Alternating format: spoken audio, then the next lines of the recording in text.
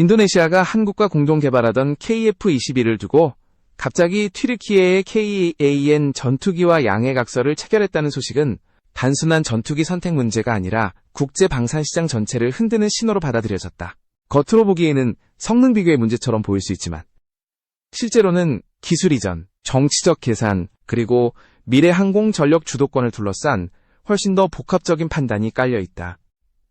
KF-21 개발 사업은 처음부터 단순한 국산 전투기 프로젝트가 아니었다. 한국공군의 노후 전력 대체라는 1차 목표를 넘어서 중형급 전투기 시장에서 한국이 독자적인 공급자로 자리 잡을 수 있느냐를 가르는 시험대였다. 이 과정에서 인도네시아는 단순한 구매국이 아니라 공동개발 파트너로 참여했고 IFX라는 이름으로 자국형 파생 모델을 확보할 수 있는 기회를 얻었다. 문제는 그 이후부터였다. 인도네시아는 개발 분담금 납부를 지속적으로 미루기 시작했고 그 여파는 곧바로 가시적인 형태로 나타났다. 원래 계획대로라면 인도네시아는 KF-21 시제기 한 대를 인수해 자국 시험 조종사가 비행시험에 참여해야 했다. 그러나 분담금이 들어오지 않으면서 시제기는 한국에 그대로 남았고 이는 공동개발이라는 명분 자체를 흔드는 상황으로 이어졌다. 돈을 내지 않은 상태에서 기술과 시제기를 요구하는 구조는 국제 공동개발 사업에서는 사실상 성립하기 어렵다. 이 지점에서 많은 사람들이 기술 이전 문제를 오해한다.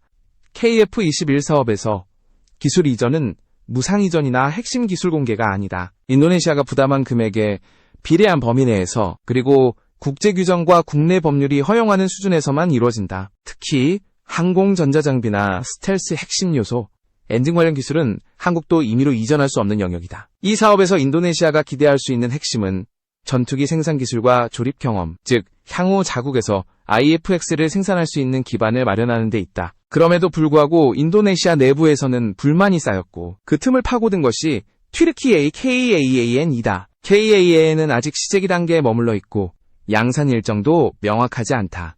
그럼에도 불구하고 튀르키예는 공격적인 세일즈 전략을 펼치며 중동과 이슬람권 국가들을 중심으로 존재감을 키워왔다. 과거 F-16 면허 생산 경험을 바탕으로 항공산업 역량을 강조했고 최근에는 무인기 분야에서 세계적인 성공 사례를 만들어내며 자신감을 얻었다. 인도네시아가 KAAN을 선택한 배경에는 이러한 산업적 이미지뿐 아니라 정치적 요소도 작용한 것으로 보인다. KF-21은 이미 시험 비행과 블록1 단계가 마무리되며 실전 배치로 가는 길목에 서 있다. 반면 KAAN은 아직 검증의 시간이 필요한 전투기다. 그럼에도 불구하고 인도네시아가 KAAN과 손을 잡았다는 사실은 단순히 성능만을 기준으로 한 선택이 아니라는 점을 시사한다. 이 선택은 KF-21의 실패를 의미하지 않는다. 오히려 한국 입장에서 보면 KF-21은 이미 개발 궤도에 올라선 전투기이며 인도네시아의 태도 변화는 국제 공동 개발이 안고 있는 구조적 위험을 다시 한번 보여주는 사례에 가깝다. 한 국가의 정치적 판단이나 재정 상황이 사업 전체에 어떤 파장을 미칠 수 있는지를 여실히 드러낸 것이다. 중요한 점은 여기서부터다. 인도네시아가 KAAN으로 방향을 틀었다고 해서 KF-21의 전략적 가치가 사라지는 것은 아니다. 오히려 KF-21은 이 시점을 기점으로 한국 단독 주도의 전투기 로드맵을 더 분명히 드러내게 된다. 블록1에서 블록2 그리고 장차 블록3로 이어지는 성능 개량 계획은 단순한 업그레이드가 아니라 한국이 미래 항공 전장을 어떻게 바라보고 있는지를 보여주는 청사진이다.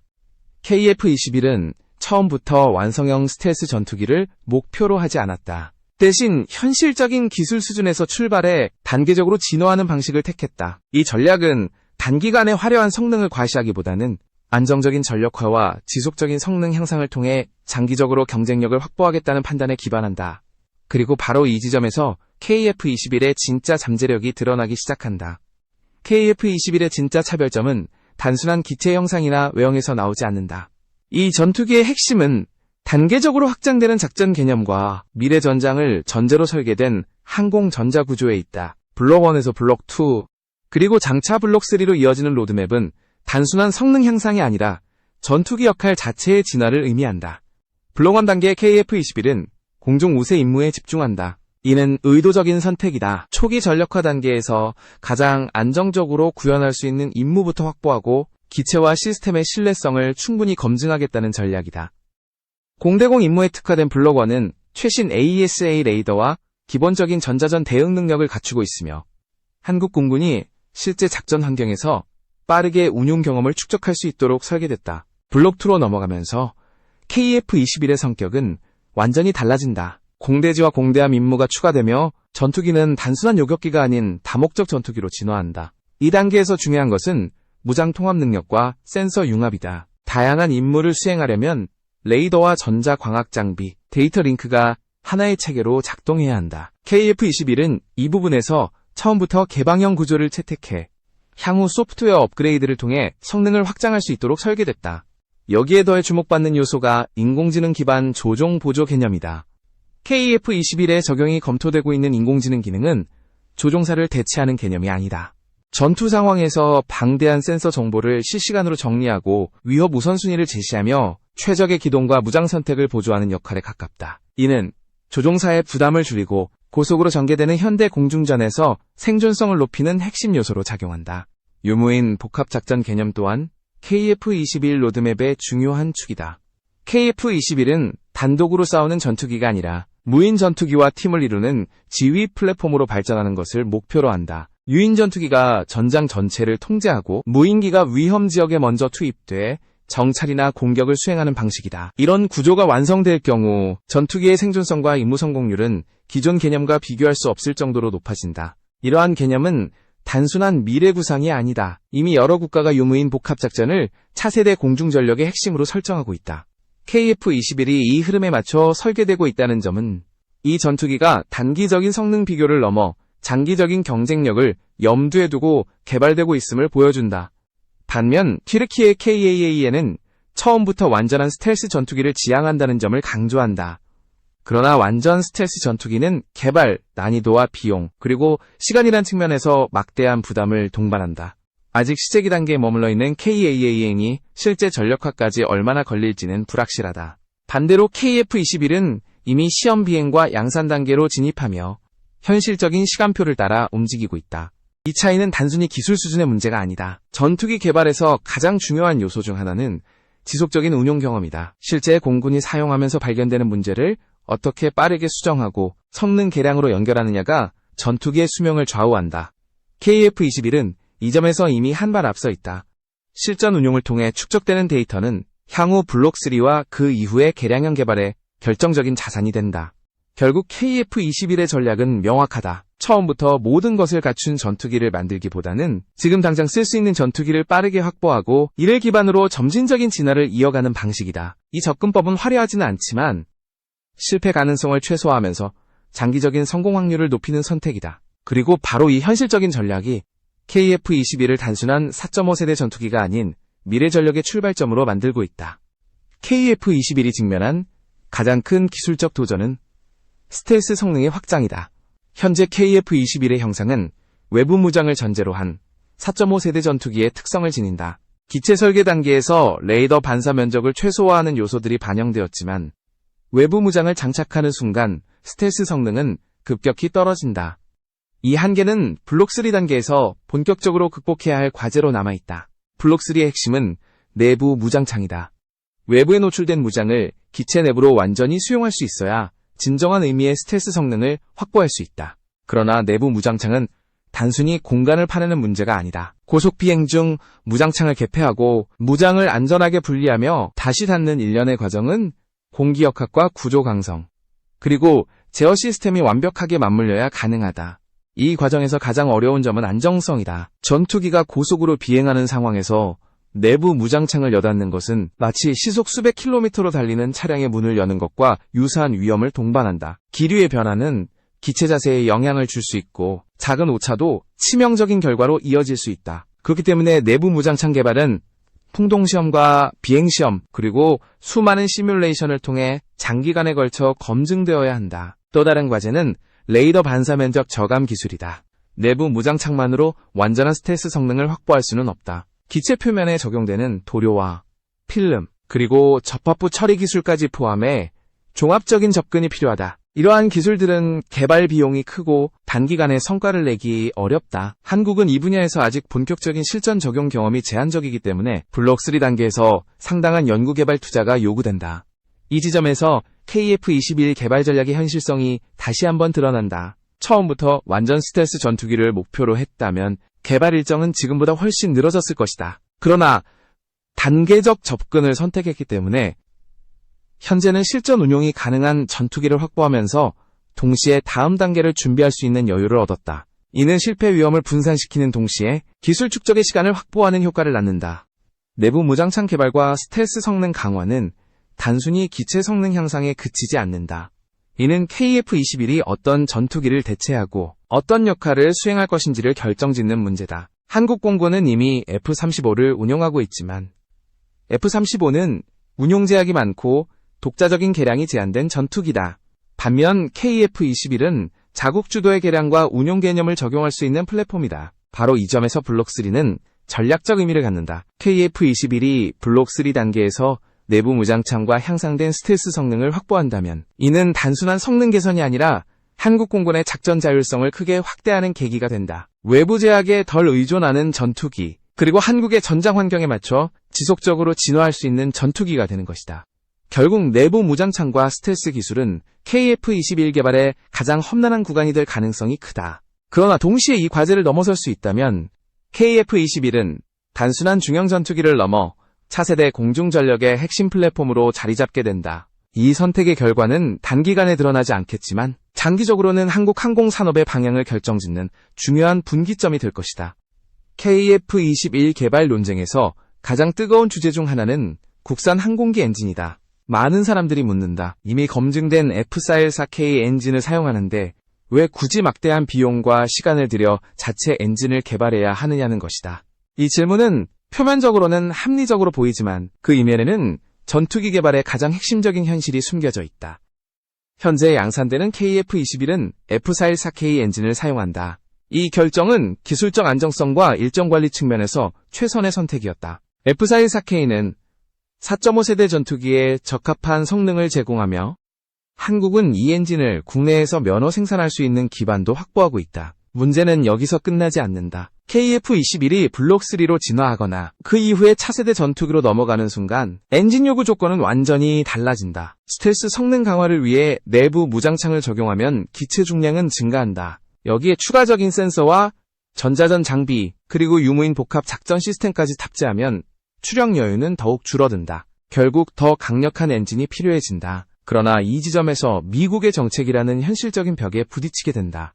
미국은 더 이상 5세대 전투기급 엔진에 대한 해외 면허 생산이나 기술 이전에 적극적이지 않다. 단순히 엔진을 구매해 사용하는 것과 자국 전투기에 맞춰 개량하고 수출까지 고려하는 것은 전혀 다른 문제다. 만약 한국이 차세대 전투기 개발을 추진하면서도 엔진을 외국에 전적으로 의존한다면 수출 허가와 운용 제약이라는 이중의 부담을 안게 된다. 이 때문에 국산 엔진 개발은 선택이 아니라 조건에 가깝다. 현재 논의되는 국산 엔진은 기존 F414K보다 수천 파운드 이상 높은 추력을 목표로 한다. 이는 단순한 출력 증가가 아니라 차세대 전투기의 기본 전제 조건을 충족하기 위한 시도다. 단발 엔진으로 고출력을 내는 F-35와 같은 전투기와 직접 비교할 수는 없지만 최소한 중형급 이상 전투기에 필요한 추력 여유를 확보하지 못하면 스텔스화와 다임무 수행은 불가능하다. 물론 비용과 시간은 현실적인 부담이다. 항공기 엔진 개발은 세계에서 가장 어려운 공학 분야 중 하나로 꼽힌다. 고온 고압 환경에서 안정적으로 작동하는 소재 기술, 정밀 가공 기술, 그리고 수천 시간에 달하는 시험 평가가 필요하다. 개발 비용이 수조 원 단위로 증가할 가능성도 배제할 수 없다. 그럼에도 불구하고 이 길을 가지 않으면 한국은 다음 단계로 나아갈 수 없다. 국산 엔진 개발의 또 다른 의미는 기술 축적이다. 엔진은 전투기의 심장이다. 한번 확보한 기술은 단순히 한 기종에만 쓰이지 않는다. 무인기, 수송기, 그리고 미래의 다양한 항공 플랫폼으로 확장될 수 있다. 이는 장기적으로 한국 항공산업 전체의 경쟁력을 끌어올리는 기반이 된다. KF-21을 둘러싼 엔진 논쟁은 단순한 비용 문제를 넘어선다. 이는 한국이 독자적인 항공 강국으로 남을 것인지 아니면 핵심 부품에서 영원히 외부 의존을 벗어나지 못할 것인지를 가르는 선택이다. 단기적으로는 부담이 크지만 장기적으로는 피할 수 없는 길이라는 점에서 국산 엔진 개발은 전략적 결단에 가깝다. 결국 KF-21과 그 이후의 전투기가 진정한 의미의 한국형 전투기로 자리 잡기 위해서는 기체와 항공 전자장비뿐만 아니라 엔진까지 포함한 완전한 자립구조가 필요하다. 이 과정을 얼마나 치밀하게 준비하느냐에 따라 한국 항공전력의 미래가 결정될 것이다. KF-21을 세계 주요 전투기들과 비교할 때 가장 오해가 많은 부분은 세대 구분이다. 많은 사람들이 KF-21을 F-35나 Su-57, J-20과 같은 5세대 전투기와 동일선상에서 비교하려 한다. 그러나 이 비교 방식은 처음부터 전제 자체가 다르다. KF-21은 출발점부터 4.5세대 전투기로 설계됐고 이후 단계적 진화를 통해 성능을 확장하는 구조를 택했다. F-35는 완성형 5세대 전투기로 스텔스 성능과 센서 융합을 중심으로 설계됐다. 항공 전자장비 측면에서 F-35는 여전히 세계 최고 수준에 속한다. AESA 레이더를 단순 탐지 수단이 아니라 전자전 수단으로 활용하고 저피탐 통신과 데이터 융합을 통해 전장 전체를 하나의 네트워크로 묶는다. 이 부분에서 KF-21은 기술적으로 분명한 격차가 존재한다.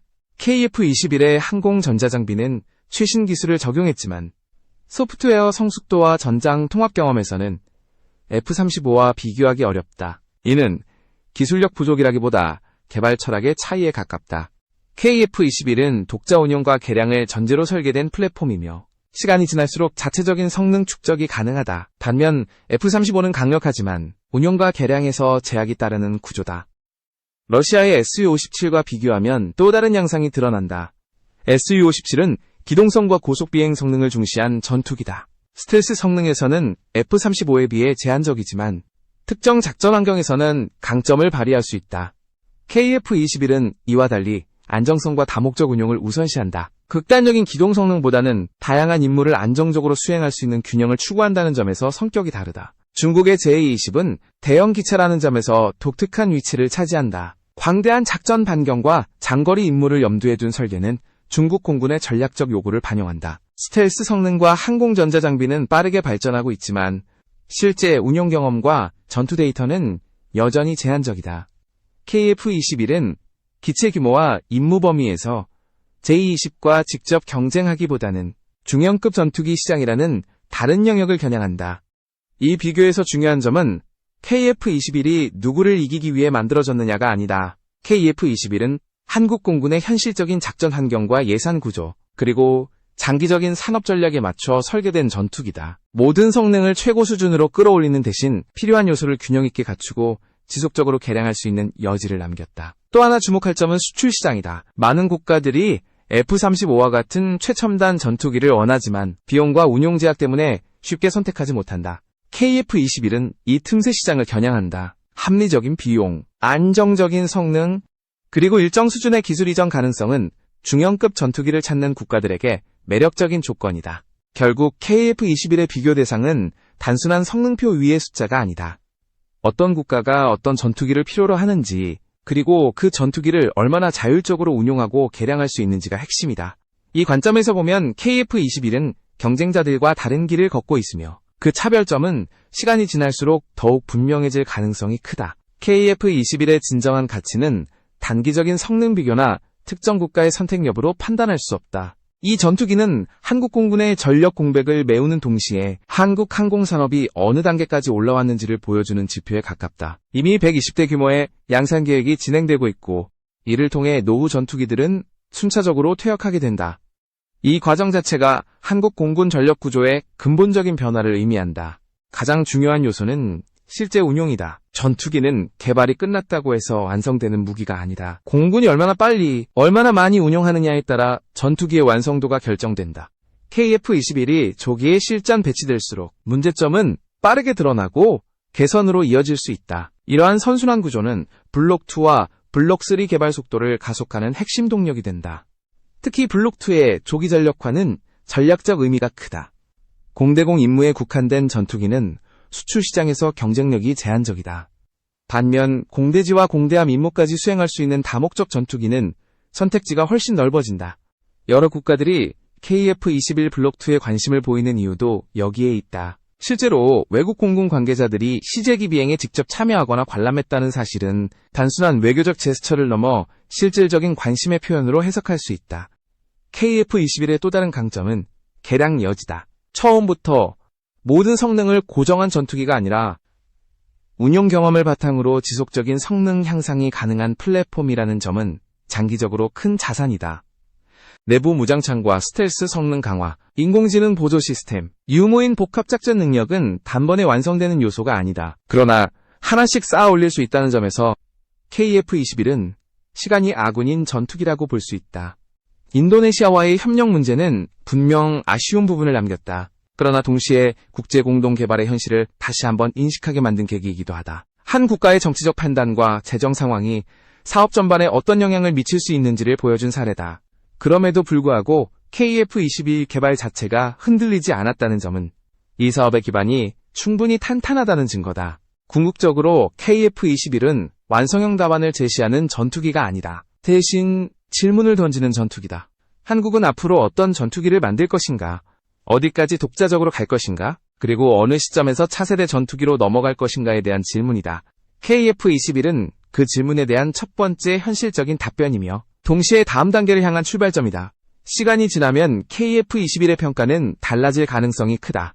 처음에는 4.5세대라는 꼬리표로 평가절하될 수 있다. 그러나 실제 운용과 성능 개량이 쌓일수록 이 전투기가 한국 공군과 항공산업에 남긴 흔적은 숫자 이상의 의미를 갖게 될 것이다. KF-21은 단순한 전투기가 아니라 한국이 항공 강국으로 가기 위한 과정 그 자체이기 때문이다.